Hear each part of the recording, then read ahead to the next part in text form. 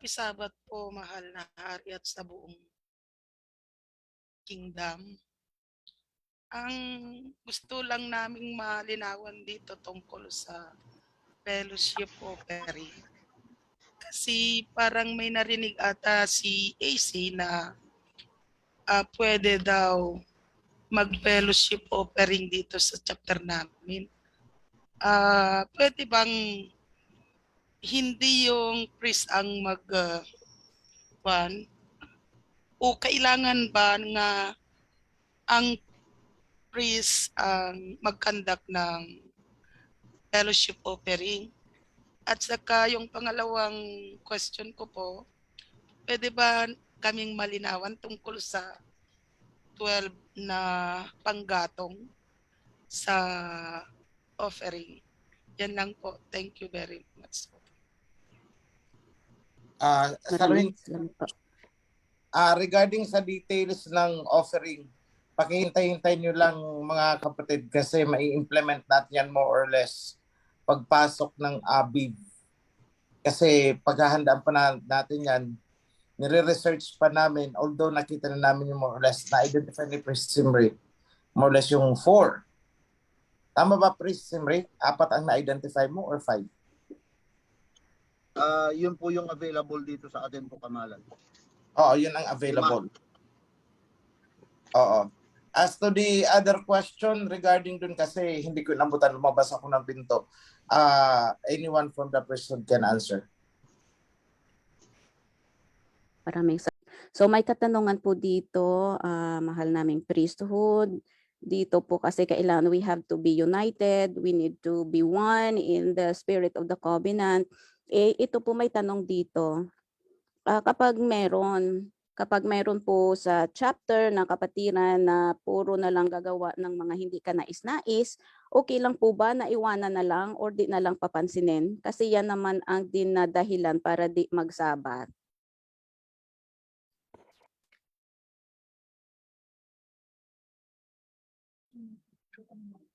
Pwede pa po ba pababayaan pag may nakita tayo sa chapter natin ng kapatid?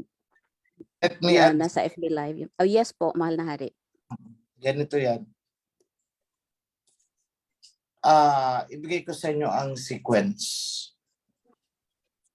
Kapag may kasamahan kayo sa kawad, dyan, sa chapter, kunwari, may ginagawa, panay ang marites.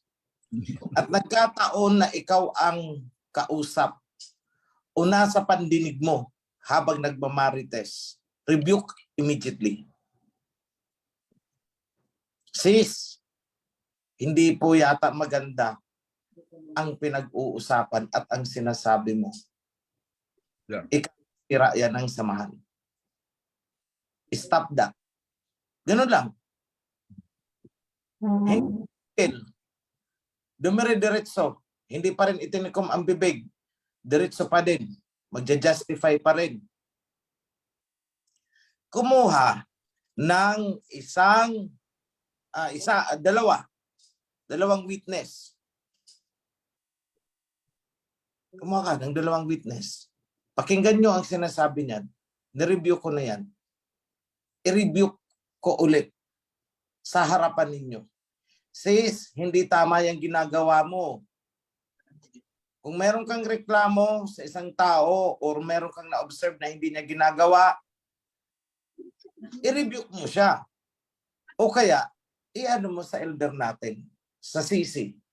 Hindi yung imamarites mo kung kani-kanino sa kawan. Ang sinasabi mong kung ano man yung marites na yan. Hindi pa rin nakinig. Ipatawag ang buong local chapter. Then, rebuke sa harap ng lahat. Condemn the action, but not the person. So ulitin ko, ikundina ninyo yung kanyang ginagawa. Hindi siya ang ikukundina nyo, kundi ang kanyang ginagawa. Yan, Tagalogin ko. Hindi nyo ikukundina yung tao, kundi ikukundina nyo ang kanyang ginagawa. Magkaiba po yan. Hindi niyo sasabihin na ikaw makasalanan ka. But rather, ang ginagawa mo ay isang kasalanan. So yung ginagawa niya, ang kinukundinan nyo. At hindi siya. Ayaw pa rin pasawata, akyat nyo sa tribunal. Dito yan lilitisin sa taas. Ngayon, that is our protocol. Pero, that is without prejudice sa overruling authority ng mga nasa taas. Kasi pag na-tsempo niyan, na ang Marites ay nakarating sa akin, at medyo sa tingin ko, in my judgment, is sensitive at potentially talagang disaster ang idudulot, ibabypass ko ang local, ano ninyo dyan, procedures. Ipapatawag ko yan mismo. And I have all the right to do that. Anytime. So, itong pag may ginawa akong ganyan, huwag niyong sasabihin na, sana hindi muna kaagad inakyat sa taas. Nakarating sa taas eh. Sa akin naman, kung very light, i-dismiss ko yan. Bahala na, ang local chapter, kaya na nila yan. Pero kung potentially damaging at merong mga involved, lalo na kung involved ang priest, ay hindi ko pagtatagalin yan, akyat kayo dito. So I always have that prerogative.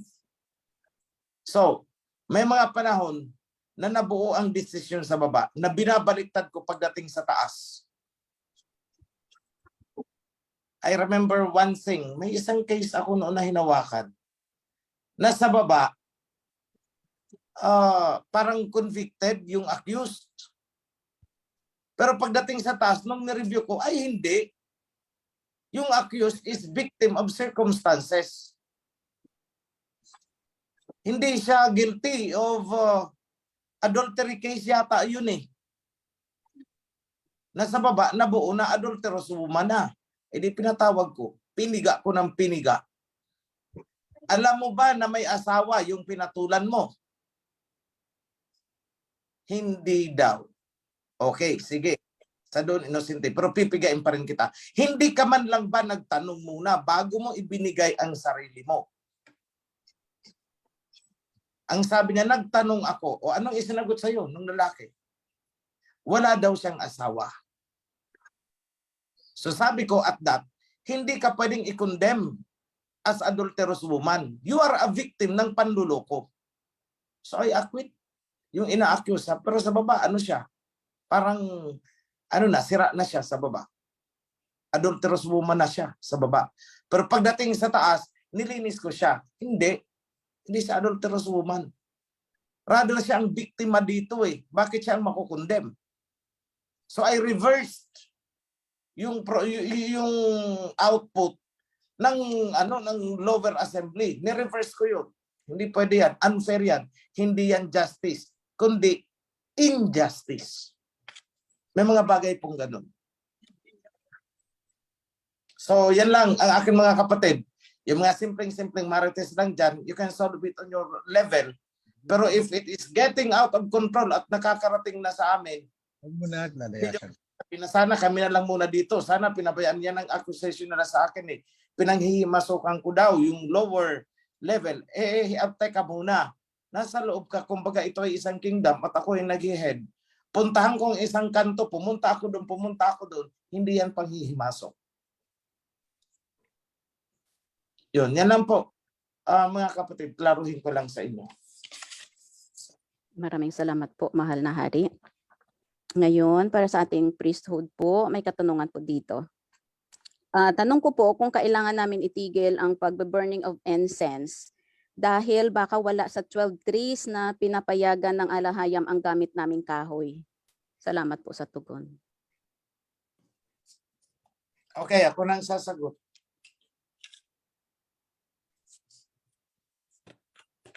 Alam niyo mga kapatid,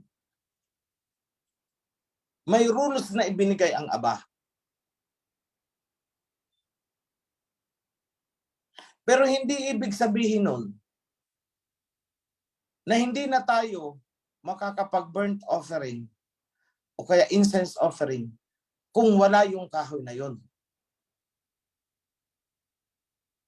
But the rule stands. Maghanap kayo. Do your best.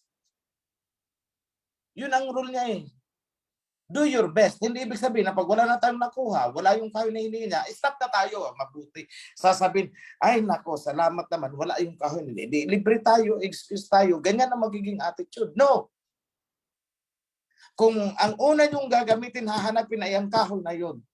Pero sa kabila nung ginawa na ninyo ang lahat-lahat, wala kayong nakuha. Go with the offering. Yada. The rules are there to guide you and not to stop you. I hope clear yan. Gawin nyo, hanapin nyo ang the best na pwedeng gamitin. Eh kung nagkataon na nasa isla kayo na wala talagang makuhang kahoy dun, eh ang naandun lang sa inyo ay Madrid Cacao lang talaga ang tumutubo dun sa inyo, wala nang iba. Does it mean na hindi na kayo pwedeng mag-burnt offering? Dahil wala yung kahoy? Hindi. Mag-offering kayo. Go. Pero sa susunod, maghanap-hanap na kayo. Baka sa kabilang isla meron. Try kaya natin. So, pumunta kayo ng kabilang isla. Ay may nakuha kayo. Eh di yun ang gamitin ninyo. Ang ibig sabihin, ginawa ninyo ang the best na magagawa ninyo. Alam ng Aba, yun yung hinahanap kasi ng Aba dyan is yung pagsusumikap eh. Gamitin nyo. O naando na, nakakuha kayo. Ay, salamat. O ito na. Eh naubos na, napaltos na. Wala na. Yung kinukunan nyo, naubusan na, na-consume na ninyo lahat. Does it mean na hindi na, ay wala na. Wala nang offering kasi wala na talagang kahoy na ganun. Hindi. Kung anong meron kayo at hand, gamitin nyo. Habang kayo ay naghahanap naman kung nasaan ang makukuhaan. That is the rule. Kasi tingnan ninyo ha. Nung hindi pa natin alam na 12 woods lang ang pwedeng gamitin, naghandog tayo. Tinanggap ba ng Aba? Tinanggap. Tinanggap. Eh ngayon, naghahanap tayo ng mga kahoy na yan. Wala tayong makuhaan despite na alam na natin ang rule. Oras na para magbigay ng handog. Hindi ba tayo maghahandog? Sasabihin natin sa bahay, wala naman kasi yung kahoy na hinahanap mo eh. Dami mong hinahanap eh. Pwede ba yon? Hindi. Kung anong meron, gamitin mo. Pero sa susunod, hanapin nyo ito. Sige, tatanggapin ko ito. Pero hanapin nyo ha, kasi yun ang gusto ko. Parang ulam lang yan eh. Nakulang sa rekado. O sige, nagpaksiw. Walang luya. O sige, kakainin ko ito kahit walang luya. Pero susunod, hanap kayo ng luya. Lagyan nyo ito. O yun ang rule niya. I hope I make myself clear on that, mga kapatid. Don't make it an excuse na wala kasi ang ganung kahoy. But rather, do your best na maghanap ng ganung kahoy. Kung wala talagang makuhaan, it doesn't mean na hindi na kayo mag-offer kasi wala yung ganung kahoy. Klarado po, mga kapatid. Yada. Maraming salamat po, mahal na hari. Ngayon may katanungan po, follow up na tanong, kailan po pwede malaman kung anong mga kahoy po? Itong 12 trees po Mag-a-announce na lang yan sis, ipapa-announce at magpapatawag natin yung mga Levites. Noted po, mahal na hari. Tatawag tayo ng meeting ng mga Levites at saka ng mga local leaders. Thank you sis. Okay, maraming salamat po. So now talking about may question po dito. Ang mensahe po ni Priest Zimri, sabi dito is tungkol po ito sa prayer ng ating Misaya. So may isa po kong kapatid dito nagtanong, aside ba dito sa prayer ng Misaya at saka sa Alahayam's prayer, may iba pa po ba daw na prayer na dapat din siguro pagtuunan ng pansin ng mga kapatiran para malaman po kung ano pa po yun. Yun po ang katanungan. May iba pa po ba? Maraming pong prayer dyan. Tingnan nyo, may prayer si David. May prayer si King Solomon. Sa Psalms, almost all are prayer in the form of songs. Marami pong prayers yan. Pero, hindi nyo kailangang alamin lahat-lahat yan para makapag-pray. Tingnan nyo lang doon yung prayer ng Messiah. I-pattern nyo doon. At kung papansinin ninyo, ang prayer po ng Messiah ay napakasimple, direct to the point. Wala pong maraming symbolic na pinopronounce ang Messiah sa pag-pray niya.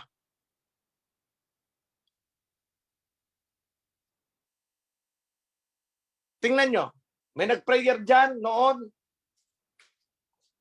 Aba, hubad kami sa iyong harapan. Ano? Hubad daw sa kanyang harapan? Anong pinagsasabi ng... Ayoko na lang pangalanan. At para na siyang nagdideclamation na parang nagmumonolog na nagdadrama na ewan ko. Umiiyak nang wala man dapat iiyak habang nagpipray. Pinipersecute ako ni Prime. Sa mga nakarinig ng prayer na nakaka-relate siguro kayo. Hindi po ganun ang pag-pray. Remember yung prayer ng Pariseo at saka yung prayer ng tax collector. Sabay na nanalangin. Sabi ng Pariseo, aba, ako'y nagpapasalamat sapagkat ako'y mabuting tao. Hindi ako kagaya nitong katabi ko, makasalanang tax collector. Wag po ganun. Tatadyakan ka ng alahayan pag ganyan ang prayer mo. Samantala yung tax collector, hindi na makapagsalita. Dahil alam niya, andun yung guilt feelings niya. So hindi na siya nakapagsalita. Basta iyak na lang siya ng iyak doon, tinututok niya ang dibdib niya. Walang salita. His feelings alone was his prayer. At yun ang kinalugdan ng Aba. At hindi yung flowery, mapabulaklak na mga panalita na parang tila ba binubola pa ang alahayan. Ang pagmamahal mo ay tila isang samyu ng magbangong bulaklak. Kailangan mo bang sabihin yan sa alahayan during your prayer? May ganyan bang pamamaraan ng pananalangin ang Messiah na itinuro sa atin?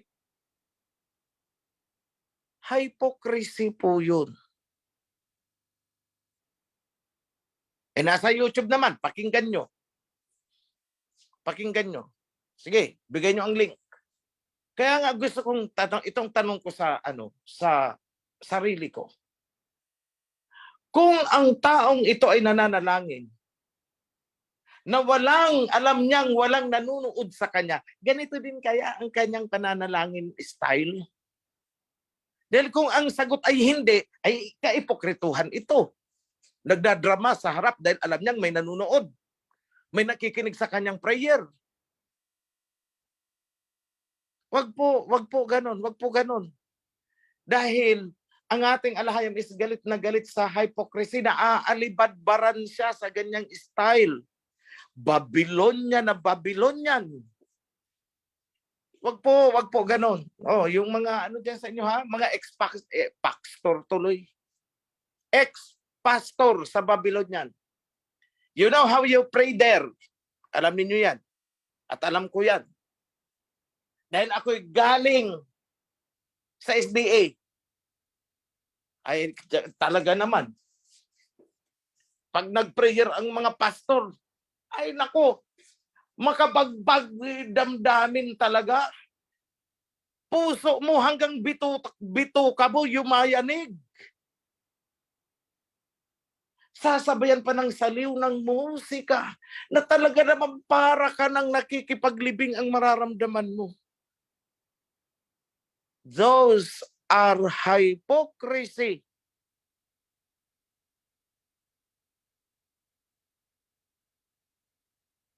Kaya nga, tanong ko, ang taong ito, ganyan din kaya siya manalangin sa loob ng kanyang kwarto? Ako po ay hubad sa inyong harapan. Ibaba mo ang apoy upang maramdaman namin ang iyong pagmamahal. Ano? Ibaba ng alhayam ang kanyang apoy para maramdaman daw natin ang pagmamahal. Nakita niyong pabulaklak na na pananalita? Itigil-tigil niyo po 'yan.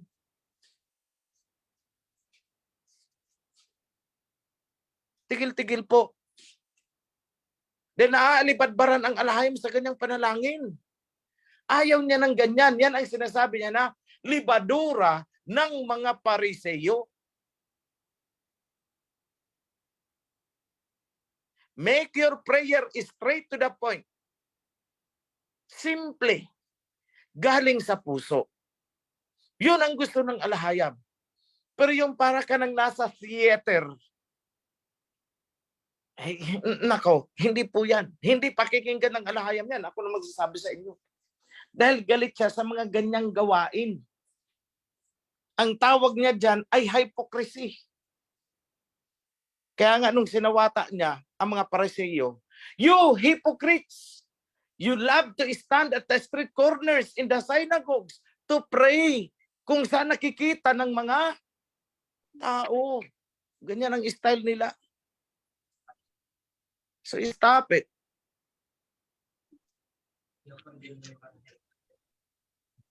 Kaya nga ako sabi ko sa inyo, alam niyo, ako'y hindi marunong mag-pray ng ganyang style. Narinig nyo na ako mag-pray? Hindi ako marunong mag-pray in public. Hindi talaga ako marunong mag-pray. Yan ang limitation ko. Alam ng priesthood dyan. Hindi ako marunong mag-pray. Yung parang recital ng isang orador. Yung mga theatrical style. Hindi po ako marunong. Hindi naman ako artista eh. Sometimes nga, nang hahagilap ako ng salita, para lang maisabi ko yung gusto kong sabihin. But sometimes, wala akong mahagilap na salita. Tumutulo na lang ang luha ko. Dahil hindi ko masabi, ano bang right word na gagamitin ko para sabihin sa alhayam? Hindi ko alam. Kaya hindi ako marunong manalangin ng ganyan, na ang iyong pagmamahal ay parang samyo ng bulaklak. Ibaba mo ang iyong apoy para maramdaman ng lahat ang iyong pagmamahal. Wala akong ganun. Sorry, hindi talaga ako marunong nun. That's why I don't pray in public. I don't pray in public. I don't pray in the hearing of people. Dahil baka pagtawanan lang ang prayer ko. Yung pala si King OH mag-prayer. Ano ba naman yun? Walang kalatoy-latoy. Tanging ang abalang ang nakakaalam ng sincerity ng prayer ko. Yun lang ang masasabi ko. Kaya ang ano ko sa mga mga priests, when you pray, make it simple, straightforward. Tulad ng kung paano ipinalangin ng Misaya yung kawan. Ganun lang. Okay, I hope I have answered the question and I have provided some insights. Thank you. Yan po. Yada, maraming salamat po, mahal na hari. So may iba daw po na they cannot, ano tawag dito, hindi nila maibigkas kung ano yung gusto nila talaga in words. So okay lang po ba daw na gamitin or i-quote nila yung mga prayer ng mga predecessors natin?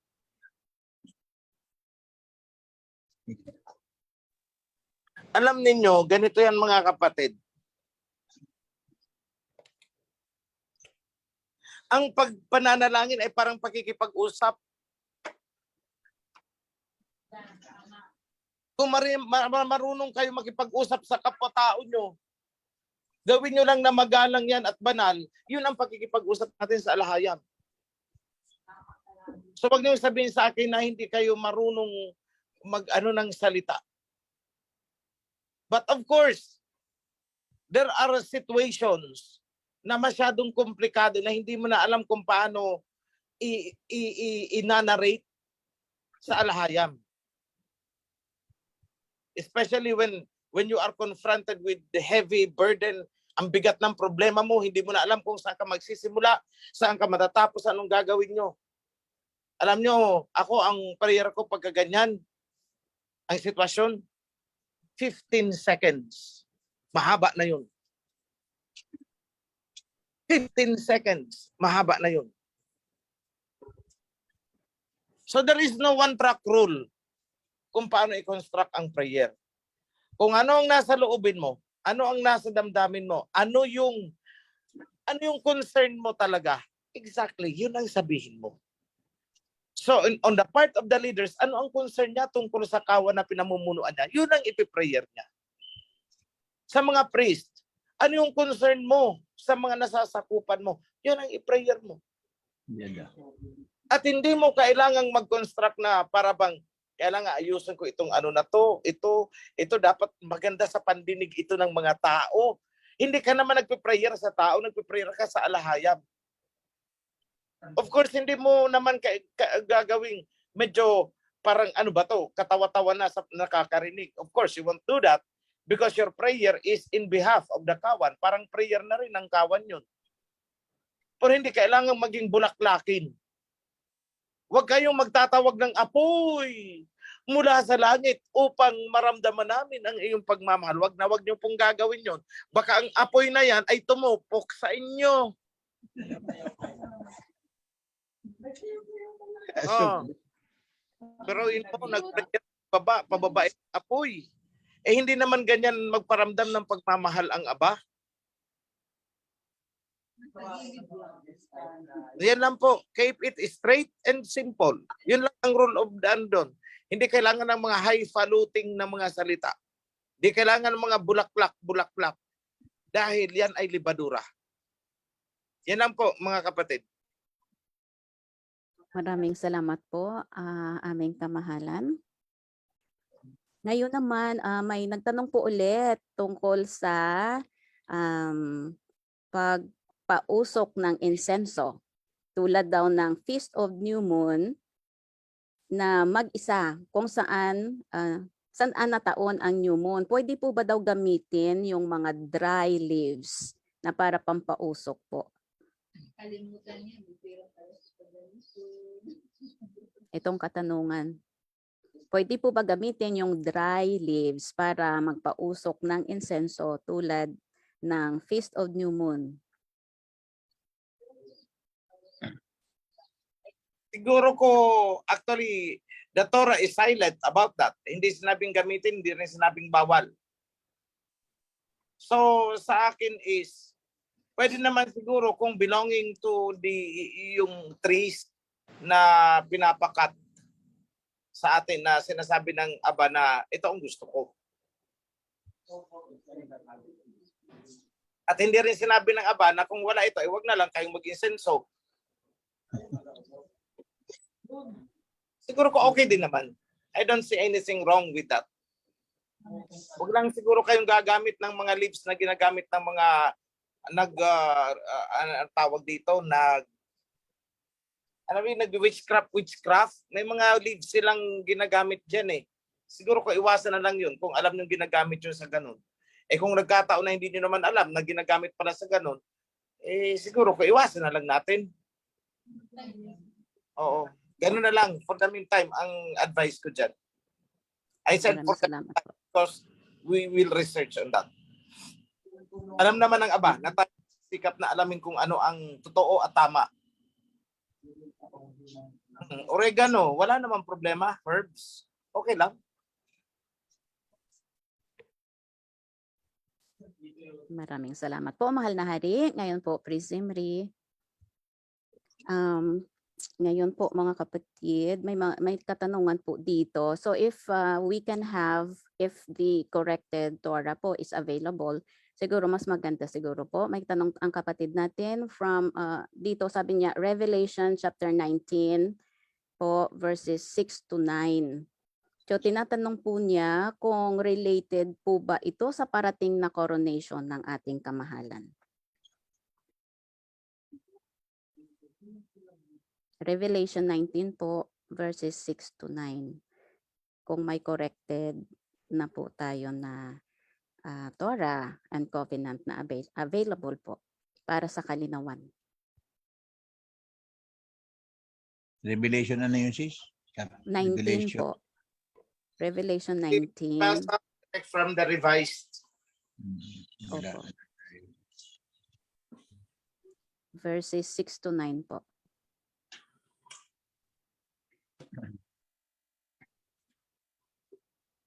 Mga kapatid, time check po natin ngayon is 1:24 po ng hapon o fair time.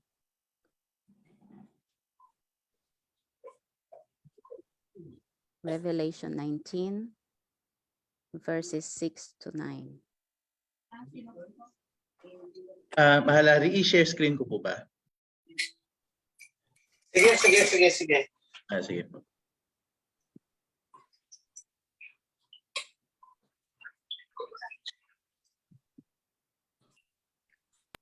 Pakibasa. Nakikinig ako. Nasa cellphone kasi ako.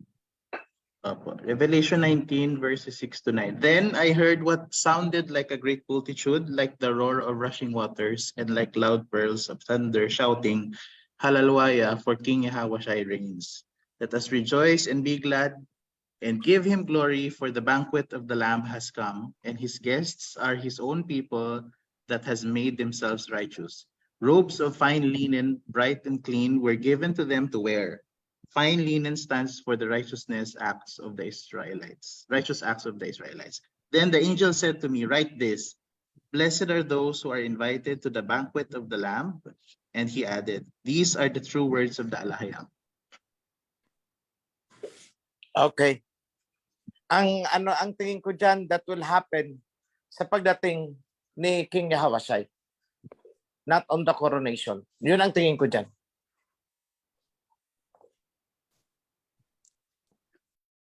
May mga kumakalat sa video po na na-share nila, nakikita po pala sa YouTube, may mga hayop po na for several days daw na lumalakad sila ng paikot na walang pahinga. May ano po ba daw ang pinapahiwatig nito? Kailangan ba tayo ma-concern? Kailangan ba natin ibigyan ng pansin ito o hindi naman dapat?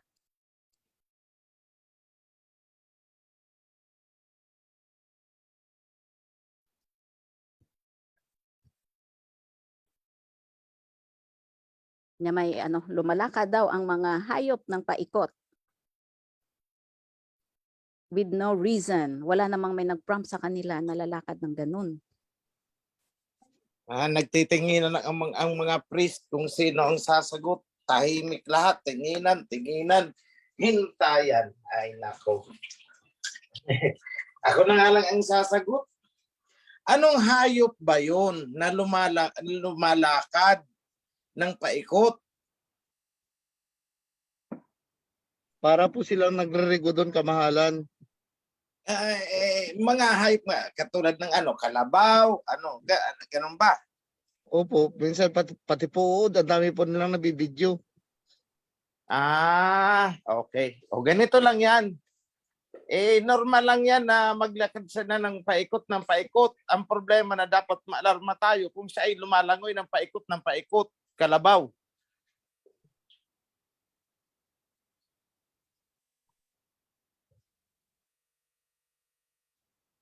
Diba? Kalabaw, aso, lumalangoy ng paikot nasa lupa. O yun, doon tayo maalarma.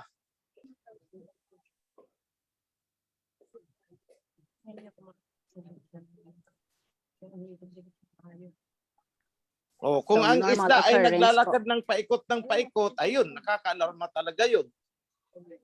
Kaya lang po, normal po yung kamahalan nyo sa isda kasi yung kawan talagang ganyan yan sila lumangoy. Kung lumalangoy nga, bro, normal yun. Pero kung naglalakad ang isda ng paikot, hindi normal yun. Doon tayo maalarma. Nakuha nyo ang sagot ko? Opo. Noted kung po. kung ang aso, pusa, kabayo, kalabaw, baka, makita Lumalangoy. nyo na lumalangoy paikot-ikot, ay nakakaalarma yun. Lalo na kung ang isda ay naglalakad na paikot-ikot, ay nakakaalarma yun. Kung hayop, naglalakad, normal yan. Pero kung isda na naglalakad paikot-ikot, ay nakakatakot yan. Kuha na, mga kapatid. Noted po. Okay Opo. po. Hindi, ganito lang Maraming yan. salamat po. On the serious side.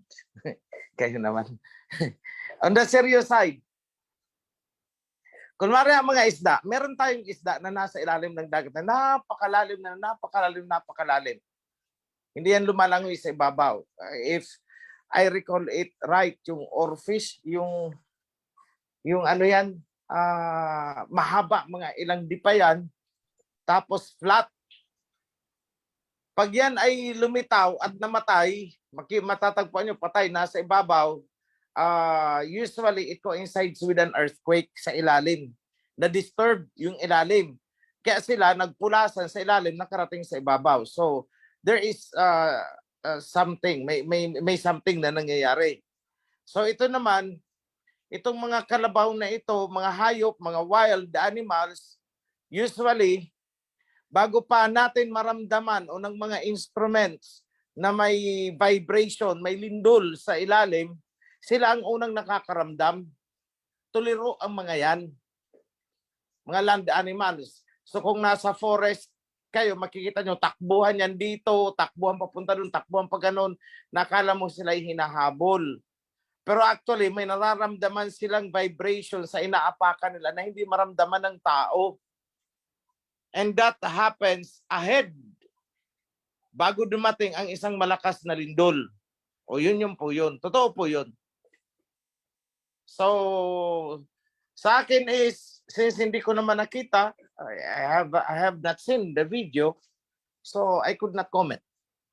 Ang binigay ko lang is general principle. I hope I answered the question. Maraming salamat po, aming kamahalan. May isang tanong dito. Ang sabi niya, tanong lang po, ano po yung naging, may additional will po ba, may will po ba yung Aba nung before at saka sa kapanahunan natin ngayon? May pagkakaiba ba po? O kung hindi magkaiba is may additional po ba na wala yun dati pero ngayon meron sa panahon na po natin?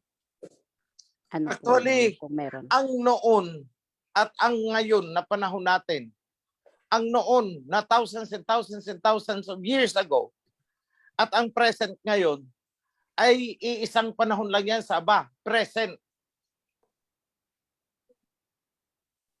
Kasi sa Aba, walang past, walang future, everything is presently happening sa perspective niya. Although ang manifestation sa atin is, 1,000 of years pala bago ito mangyari. Yun ang ano ko dyan. So, meron bang iniutos noon na hindi iniutos ngayon? May iniutos ba ngayon na hindi iniutos noon? Yes. Kagaya na lang, bigyan ko kayo ng isang halimbawa. Dietary law. Pagkatapos ng baha, wala pa naman ang covenant, wala pa ang Leviticus. Kaya nung sabi kina Noah, eat anything except blood. Tapos nung lumabas sa Egypt ang Israelites, nagkaroon ng covenant, nagkaroon ng mga additional na ipinagbawal. So based on that, my answer is yes. Pero once it is given, it is given. Walang sinabing, ito, obsolete na ito, alisin na yan. Wala. binding. Kumbaga, yung kautosan, hindi niya naman ibinagsak all at once at the same time. Hindi. Inilabas niya panahon for panahon, panahon ng tao, kunwari. Ang tinutukoy ko dyan, hindi yung kanyang panahon na sa kanya kasi is eternity. Tayo, hindi natin mag-grasp yung eternity na yan. Only very few can understand eternity.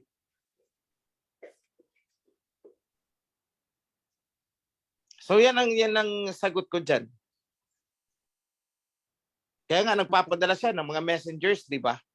Kasi yung ibang instruction niya na hindi na naisulat dyan for the generations na present, end of days generation, paano niya ipaparating? May messenger.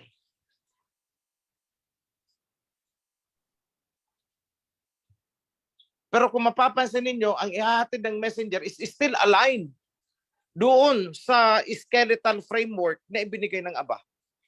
Hindi lalabas doon. Yan lang ang sagot ko dyan, mga kapatid. Maraming salamat po, kamahalan.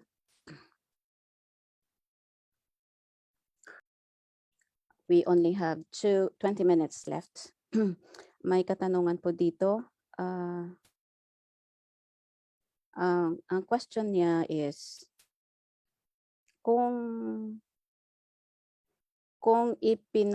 sandali po, hindi ko makita. Kung ipinanganak po ang isang sanggol kaninang 1 a.m., ang date po ba ng birth niya ay December 9 dahil 6 a.m. pa po ang reckoning natin. Salamat po, Happy Sabbath.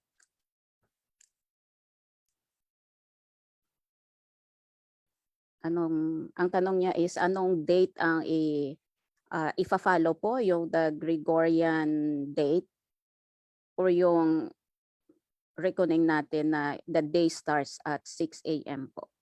On the record niyan, on the record, I'm talking about the legal document records. Ang document niyan is today, kung 6 a.m. kasi 12 midnight sila nagka-cut off. So 12:01, kunwari, pitsa 9 kahapon, pitsa 10 ngayon. Nagpitsa 10, 12:01. So kung 12:01 ipinanganak ang sanggol, that would be already December 10. On the legal records. Pero kung isi-celebrate mo yan, you can celebrate it December 9.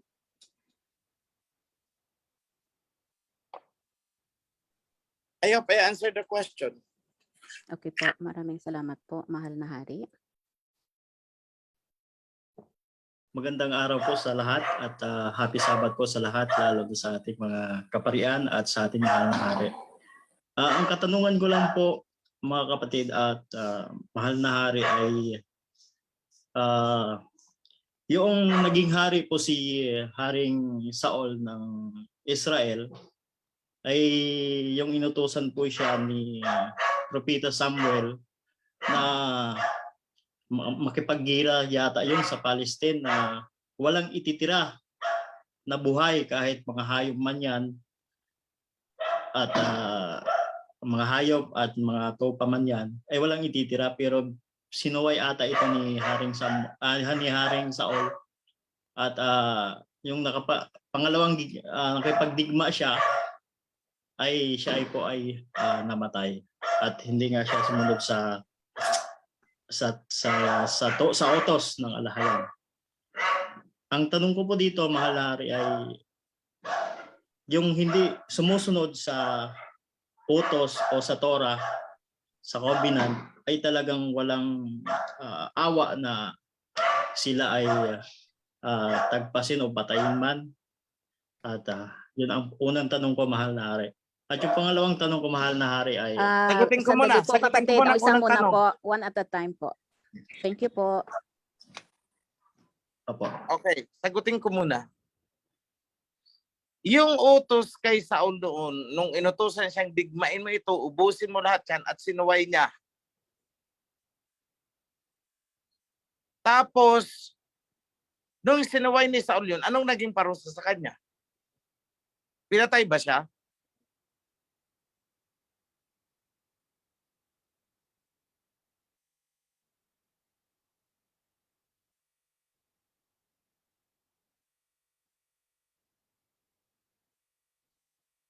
Brother, pinatay ba si Saul doon nung sumuway siya? Hindi po, mahal na hari, hindi pa. Oh, so the same. That is the answer. Pero yung nakipagdigma siya uli, tapos sinutusan siya, namatay po ang kanyang pamilya at siya at yung kanyang anak. Yara. Actually, hindi pa yun. Maraming digmaan na pinagdaanan si Saul eh. Marami siyang pinagdaan ng digmaan. Yung pinakahuli yun, yung sinasabi mo. Kasi, repeatedly, sinusuway niya ang mga instructions. So, pinabayaan na siya. Alahaya. Sabi mo, so, disobedience can lead to destruction. Yun lang ang rule nun. But we could not make it a rule na kapag sumuway sa covenant is patayin natin. No, we cannot. Kasi ang verdict na yan, although, ito ang sabihin ko sa inyo ha, ito ay deeper analysis ito. Lahat talaga ng sumuway, mamamatay. Hindi tayo ang mag-execute nun. But at the end of days, pagbalik ni King Yahweh, anong gagawin niya? Hindi papatayin niya lahat ng sumuway at ayaw magpasakop kasi lilinisin niya ang mundo eh. So, still the principle holds true na ang sumuway ay kamatayan pa rin. Although, sa panahon natin, hindi tayo ang mag-execute nun. Pero saan sila lalagpak? Dahil sa pagsuway nila, di ba final judgment, hell? So, the same. The same. Kumbaga, ini-schedule lang. O, wag niyong gagalawin. May schedule para dyan. Pagbalik ko na, wag kayong gagawa. Ako. O, ganun yun.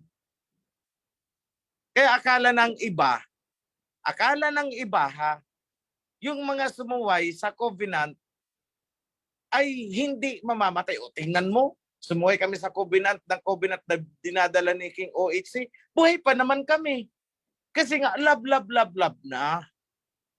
Hindi po, mamamatay yan. Dahil pagdating ni King Yahweh, doon ang pagtutuos.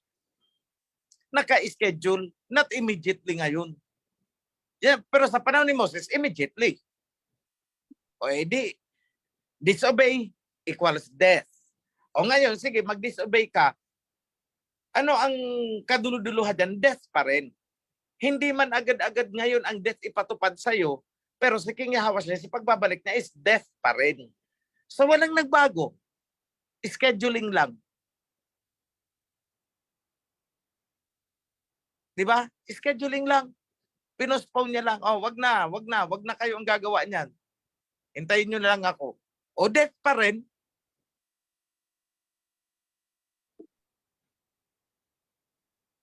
So yan po ay deeper analysis yan.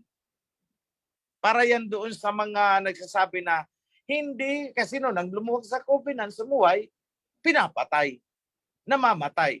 So disobedience equals death. Eh bakit ngayon? Sumuway kami sa covenant, buhay pa naman kami kasi nga love na. Ay hindi, diyan sila nagkakamali. Death pa rin.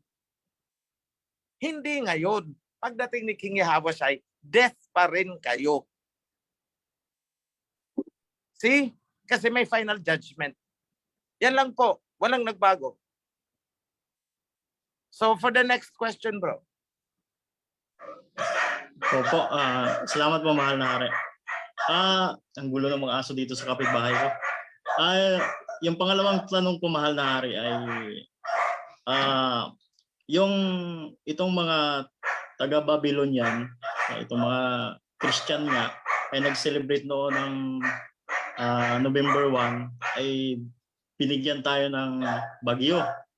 Ngayon naman napaparating itong kanilang 25 ay may bagyo na namang parating. So ang tanong ko dito mahal na hari ay talagang nagkataon lang to or galit talaga sa kanila ang alhayam sa kanilang mga ginagawa kasi yun mahal na hari ang tanong ko. Bro, may sabi alhayam. Ang sabi niya, I am in control. So sa atin, tsamba lang yan, nagkataon lang yan. Pero anong sabi ng alhayam? I am in control of everything. So hindi yan nagkataon, nagkatagpo lang. Dahil lahat ng events dito sa mundo ay kontrolado ng alhayam. Pati itong pag-proliferate, pamamayagpag ng Babylonian, hinayaan ng alhayam yan. Pero anong sabi niya? Tutuldukan ko kayo. Pagbibigyan ko lang kayo. A time will be granted to the Gentiles until their time is fulfilled. So may schedule lang sila. And they are nearing their end. Yun lang kapatid, hindi yan nagkataon. Dahil lang sabi ng alhayam, I am in control of everything. Even the raindrops, even the clouds, even the air, lahat. Kontrolado niya yan. So nagkataon, nagkatagpo, I doubt. Yan lang kapatid ang sagot ko. Maraming salamat po, aming mahal na hayam po. Po, Salamat. magandang tanghali po Happy sa Sabbath po. lahat ng mahal na ari at ang mga priesthood, mga moderators at lahat ng mga kapatid. Ang tanong ko lang po kung lalong-lalo na kaming mga farmers, kung kailan po magsisimula ang sabbatical year. Yun lamang po, magandang hapon po sa ating lahat.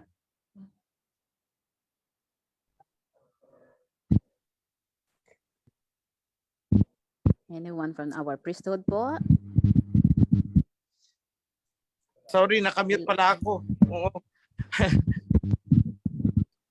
Ganito. Ganito. Actually, pinag-aaralan namin yung sabbatical year na yan kasi there is a rule. Yung every seventh year. Every seventh year. So, ang ginawa ko dyan is dinidivide ko into 49 ba yun? Hindi ko hawak ang formula ngayon eh. 49, pag exact ang number, it's a sabbatical year. So try nyo na lang ang 2023 divided by 7. Kung mag-eksakto na walang butal. If that is the case, then sabbatical next year, month of Abib, start.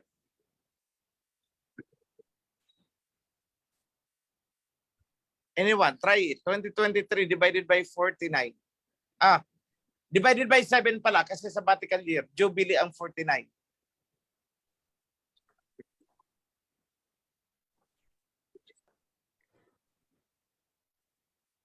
$289 is the result. So it's sabbatical year sa starting Abib. Eksakto yan ha, walang point.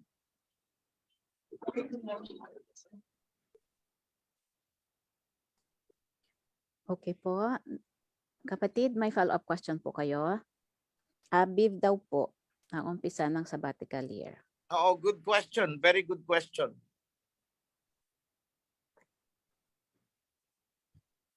So sa mga mag-observe ng sabbatical year, ganito, siguro ko sa priesthood mag-arrange tayo ng meeting kasi alam ko it will require financial adjustment sa kanila, how they are to prepare.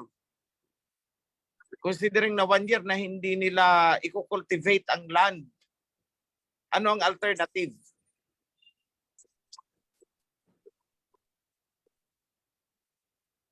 So get in touch po kayo, yung mga i-celebrate ng sabbatical year.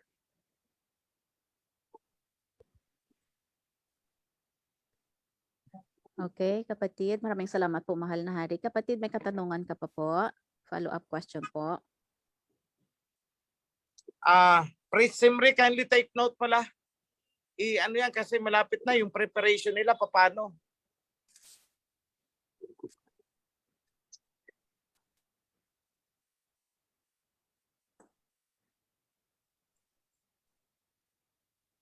Priest Emery. Kapatid, may katanungan ka pa po? Or okay na po yun? Nakamute po kayo. Brother, nakamute po kayo. Brother, hindi ka po marinig. Okay Hello po. po. Na-raise po itong question na ito kasi may nagsasabi na umpisa daw ng 2023. Choppy ka po, hindi namin marinig masyado po. Hello po. Okay na po ba? Medyo humina ka po.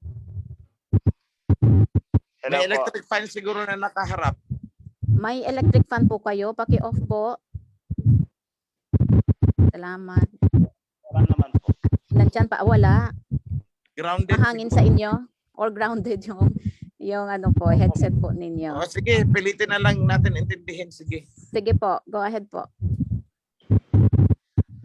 Kasi po ang naririnig ko po sa mga kapatiran po natin ang sabi po nila umpisa po ng 2023. At wala pa naman pong 3 years ang OHC. So kaya po natanong po natin 'yan. Kasi itong 2023 kung paano mag-budget po ng kailangan lalong-lalo na coronation. So kung umpisa po ng 2023, hindi kami magtatanim. Wala kaming pang-budget. Oo, ganito bro. Hindi naman kasi basihan kung kailan nagsimula tayo sa OHC. But rather, it is the cycle. Kaya lang, pinag-aaralan ko pa, yes, tama ka. Kailangan bang i-start natin arbitrarily sa sa pagsimula ng OHC or doon natin simulan sa Declaration of the Kingdom? Kasi kung tutuusin, itong numbering na 2023 is hindi naman na ito accurate Roman na yan So we might as well declare a reset. Pag-aaralan muna namin bro sa priesthood.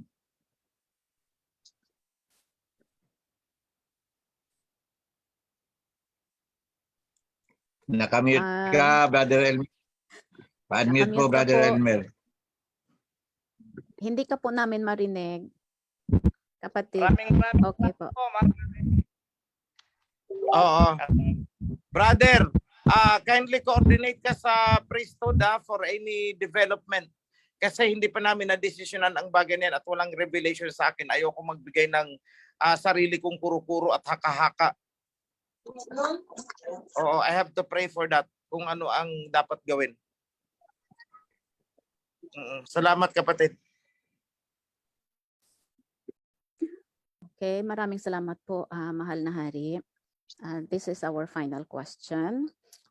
May tanong po, mahal na hari, about sa coming coronation. Kung meron po ba daw consequences para sa kalinhawan, baka yung iba may ganito din pong mga katanungan.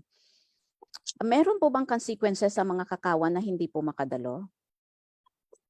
Kasi sa kanya may kapansanan siya at walang kakayahan para makisali at makadalo sa parating na coronation ng mahal na hari. Ako lang po mag-isa sa family ko ang nasakawan. Salamat po. Okay. Wala naman pong consequence na sabihin natin may parusa or what. Wala po. Wala. There is no such thing as that. Wala. Kaya lang ang atin, doon sa mga may kakayahan, do your best to come. Kasi this is only once in a lifetime na declaration. Wala nang susunod dyan.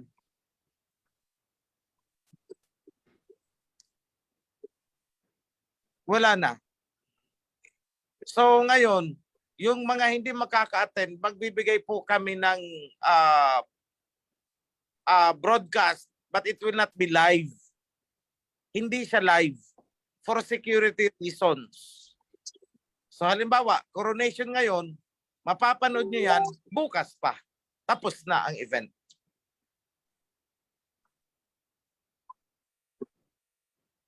Okay po.